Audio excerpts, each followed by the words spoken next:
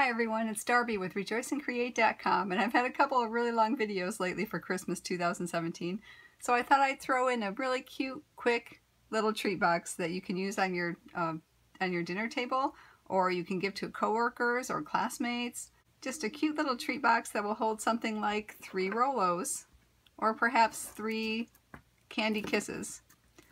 Or if you're giving them to the nursing home residents, you can also put some of the sugar-free Starlight mints in there, and that will work too. But they're quick and fast, and you can make them with just scraps and leftovers from other projects that you've done.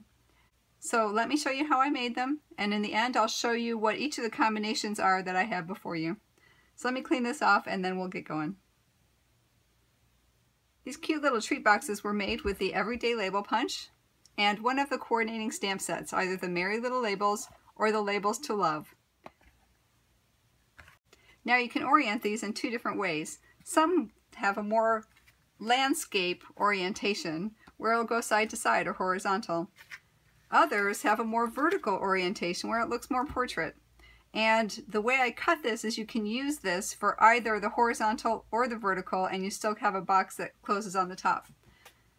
And I'm going to do 2 of them side by side, one horizontal and one vertical, so that you can see the difference. But you score it the same way. You just cut it a little differently and attach it a little differently. Alright, so you start with a piece of cardstock that is 2 inches by 6 3/4. And as I said, I'm going to orient one vertically and one horizontally. And you have a scrap of Whisper White that will fit 2 Everyday Label Punches on it. I went ahead and started making a couple of them. This will be my vertical orientation. You can see I put the Ho Ho Ho with Cherry Cobbler, and I used the outline punch for the stamp, and then the 2 in the from. So this one's a Tranquil Tide and Cherry Cobbler mix. For this one, I started creating the back label, because this will go on the back of it, but I want to show you how I did the label on the front, because I did them in 2 different colors, and it's really easy to do. So let me go ahead and take my stamp, and I'm using the Merry Christmas stamp, and I'm going to ink it up with the Real Red. Alright, so I have it inked up with the Real Red. Alright, let me bring the Emerald Envy over here. And how I did this was I just took a Q-tip, or a cotton tip applicator, and I took off the ink where I wanted to put the other color, which in this case is the Emerald Envy. So I took another applicator and I just put some Emerald Envy on there. Of course, if you have the marker, you can use that as well. I do, but I know that not everybody does. So just carefully put the Emerald Envy ink where you want it. Okay. Now all you have to do is huff on it, because you want to, if this ink has had a chance to dry, you want to make sure you moisten it again. So just huff on it with your breath, and we'll stamp it. And that's sweet. It's a way to give you multicolor stamping. Alright, so now we get our Everyday Label Punch and line it up and punch it.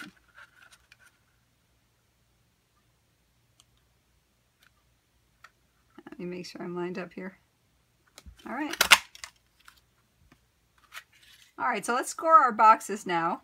And I'm bringing my mini board in here because I don't have room for the full board and still want to show you what's going on. So I have a mini board that I use when my desktop is short on space. So let's go ahead and score them. And as I said, we score them both the same way. Put it in portrait mode, and it's a 1/2 inch on each side, or the 2-inch side up, and it's a 1/2 inch and 1.5 inches. Okay? Turn it into landscape or horizontal with a 6 3/4 inch side up, and you score it at 1/2 inch, 1 7/8 inch, so 1 7/8 inch, 3 3/8 inch, 4 3/4, and 6 1/4. Okay, that's this one, and I'm going to score this one exactly the same way. Alright, so I've scored it exactly the same way. First of all, let me line these up together. there's 1, 2, 3, 4 rectangles in the middle. And the rectangles go 1 1/4 inch, 1 1/2 inch long, 1 1/4 inch long, and 1 1/2 inch long. Same on this side, because I have this lined up the same way. There's a 1/2 inch on both sides. For your horizontal, you want your 1 1/2 inch to be on the top, because that's going to be the top of your box. All right, so let me quickly fold and burnish the score lines, and then I'll show you how we cut them. So now that they're all scored and burnished, I'm going to make sure on my horizontal one that I have my 1.5 inch length up on top, and that on my vertical one I have my 1.25 inch on top. Let me cut for the vertical one first. So I want this one up. This is the 1.25 inch piece, and I'm going to, at this score line, just cut a little notch on both sides.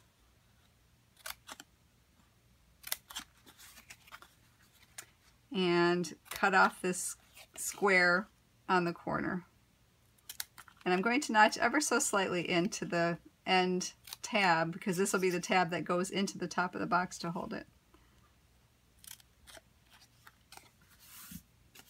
Alright, so I have those at the end, and this is the 1.25 inch this is the 1.25 inch length rectangle. So let me go down to the other end, and on the other end what I'm going to do is cut up these score lines right on the bottom, and just ever so slightly notch, because these end up being the tabs that will help hold the top of the box on. Alright, and now for the rest of them, all I do is I fold on the remaining score line, and I cut from the score line out at about a 45-degree angle. And I flip it, and I'll do the other side as well. Alright, there's where we are right now. And on this other score line, I'll do the same thing. I'll fold it, cut up at a 45-degree angle on both sides. So this is what we have. Now we're going to do the same thing for the horizontal one. The only difference is this rectangle that we're going to do for the top of the box is the 1.5 inch one, because we want the longer rectangle on top. So we're going to do the same thing. I'm going to slightly notch on not the first but the second score line.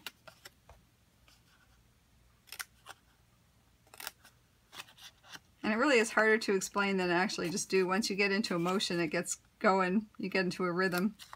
Alright, and on these we'll also just notch slightly, because this is the tab that'll go into the box.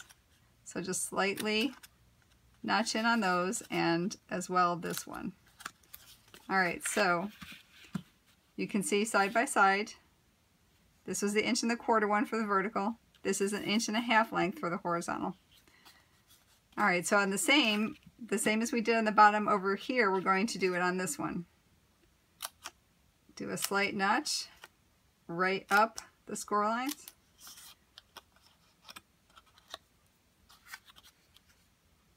And then what we're going to do is we're going to fold on these two remaining score lines and do a 45-degree angle, cutting from the score line out to the edge.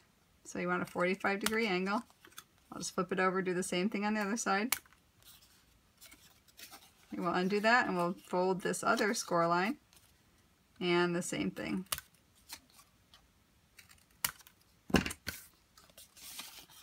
Okay, so here's how they look side by side. They look pretty much the same. We cut them the same way, the only difference being which of the rectangles will be the top of the box. Because we want the shorter one across the top on the vertical, and we want the longer one across the top on the horizontal orientation. So let's go ahead and put things together. We'll go ahead and start with this one, and what I did first was I actually reinforced this top of the box, flip it over, and we're going to put some fast fuse, or you can put tear and tape right on the inside of those two tabs, and we're just going to fold them over, and that reinforces the top of the box. It's a small box, so it gives it a little bit more strength. And the other thing we're going to do is put fast fuse on this tab, and we're going to fold that one up. Now you could cut that one off as well, whatever's easiest for you. As I said, it's a small box, so it just gives it a little bit more strength. Now we'll do the same thing for this one. Fast fuse on both these tabs. and on this one down here as well, and fold it up. So let's assemble our little box now. Flip this over, and we're going to put fast fuse down each of these tabs. If you have a silicone mat, it will help. Now when you get to these, do not put adhesive right on that little end tab. So stop right at that score line, and we'll do that at both sides.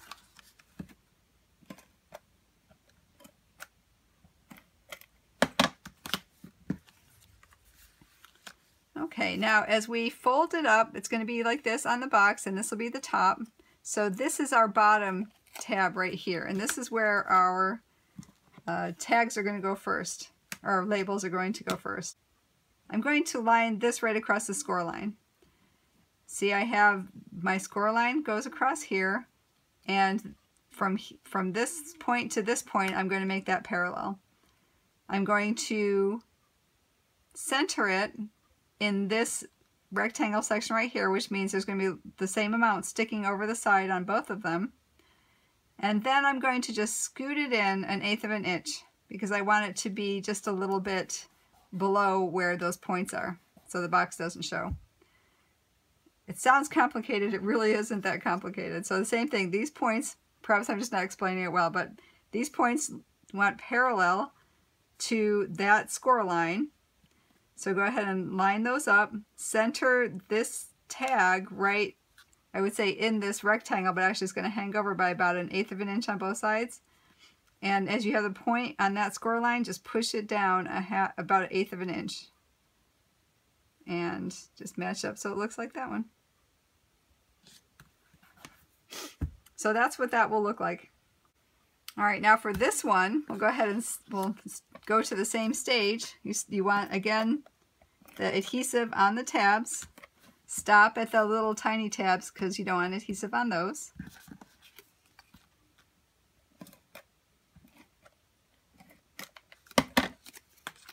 And you want to do the same thing except you're lining up the bottom of your tag. So line up this bottom line parallel. Oh, here, let me put this one around too. Hopefully I won't stick it all together. But this is how it's going to be on the side of the box. So this section is our bottom section.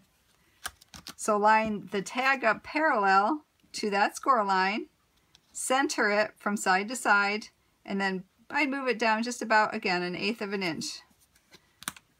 And stick it on there. Try not to stick it to the tabs that are next to it, because sometimes I'll do that. All right, do the same thing with the other tag. Now remember, they're going to both have to face out because they're going to be facing up, so make sure that they face each other. The bottoms are facing each other. All right, again, line that up, center in there, and push it down about 1/8 of an inch and stick it just to that tag. Okay, so that's the difference. Now we just assemble them the same way. So what I did is I folded this one over and I lined this fold line parallel to the side of the tag and stuck it down. Same on this side, parallel. You can see I did an oopsie before. Parallel to the side of the tab, stick it down. And then same with these, move it up. This one parallel to the side of the tag. It'll be in about, maybe about 1/16 of an inch it'll be in from the side, but just go ahead and make that parallel to the side of the tag. Label, I keep saying tag, but it's label. Make that parallel to the side of the label. And there you have it. So you have stuck all the way down, and we have a top that'll tuck in.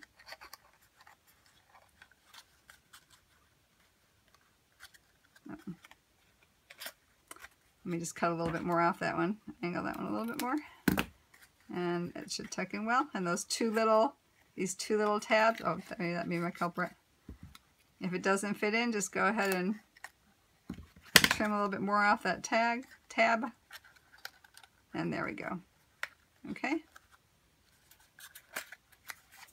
All right, we'll fill that in just a minute. So that's our first one, our vertical, and then we do the same thing with the horizontal. Again, so on this one, it's not going to be parallel with the side of the tag, but it's going to go parallel between the points of those. So if you draw an imaginary line between your 2 points, that's where you want that side to go.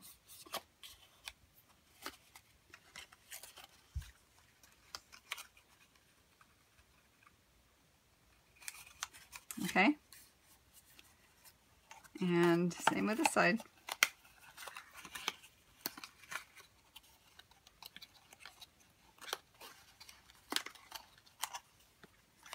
And if it helps, you can actually close the top of the box, and it will help you line up the back at this point. So we'll go ahead and do that. And then press it all down. Okay, all right. So we'll just go ahead and tuck that in. And it just helps the top of the box stay up with our goodies in it. Oh, let me put the right side up. So there we go. Let me go ahead and put candies inside. And for this one, I'll use 3 of the Candy Kisses.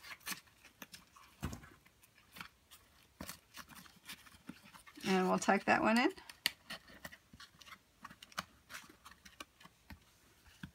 And for this one, I'll put 3 rolos in.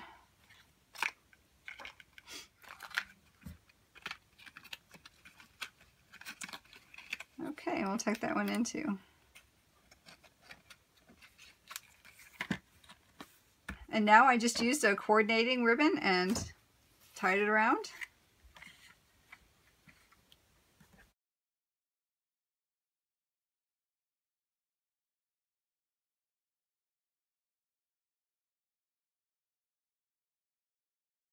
If I wanted to hang it up as an ornament, I just took a piece of linen thread and laid it across there before I tied my second part. And you can tie this in a bow or a knot. I think I'll do a knot today on this one for the sake of speed. Because either way it looks very pretty.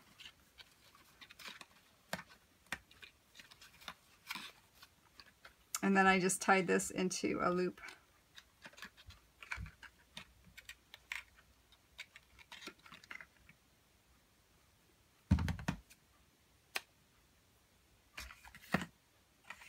And let me just cut those at an angle.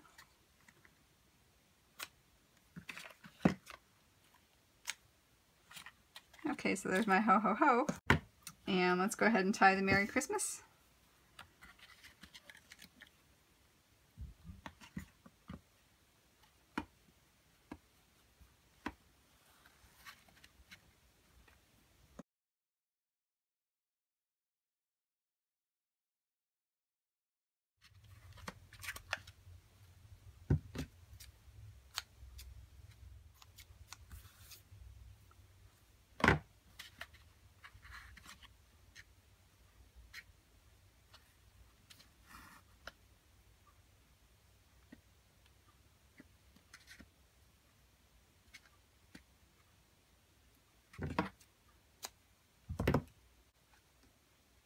So there you go. It's a cute little treat holder, and you can use it as an ornament and hang it, or you can stand it on the table. Of course, the horizontal ones stand just as they are.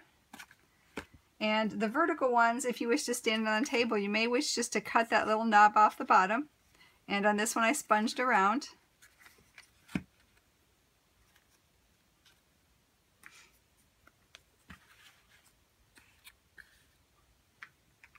But let me just give you a rundown of the ones that I did and what I used for them.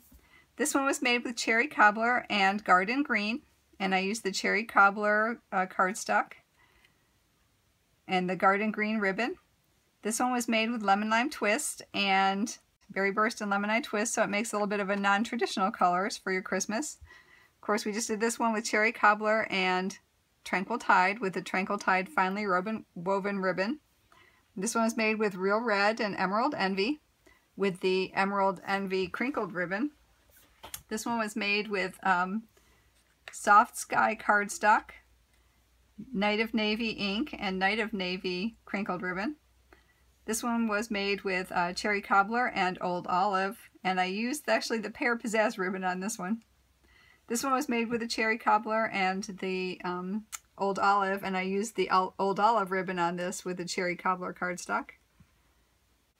And for the Thanksgiving one, I used the burlap ribbon, the early espresso cardstock, and I stamped it in Daffodil Delight, pumpkin pie, and always artichoke. And there is a 2 in the from, and some of them I used just the regular 2 in the from, And let me see, is it this one? The very festive Christmas to and from with a holly on there. And I just colored the berries in cherry cobbler. So it makes a very quick, easy little treat. You can make them pretty much with the scraps you cut off of your other projects in any color, and you can see I've made them in many different colors using many different ribbons and many different inks, so whatever you have on hand will probably work for you. So I hope you like the project. It's a quick and easy one. You can use up your scraps, whatever you have around, and gift someone little goodies, whether it's your kids' classmates, whether it's your coworkers, perhaps the bank teller, the mail delivery person, or even if you want to make a bunch for the residents in the nursing home and put some of the sugar-free mints in there as well. I'm sure they would very much appreciate a little treat this time of year. If you want more information about this project or some other ones I've done, please go to rejoiceandcreate.com. The link is below in the description. And until we meet again, I hope your days are blessed. Bye!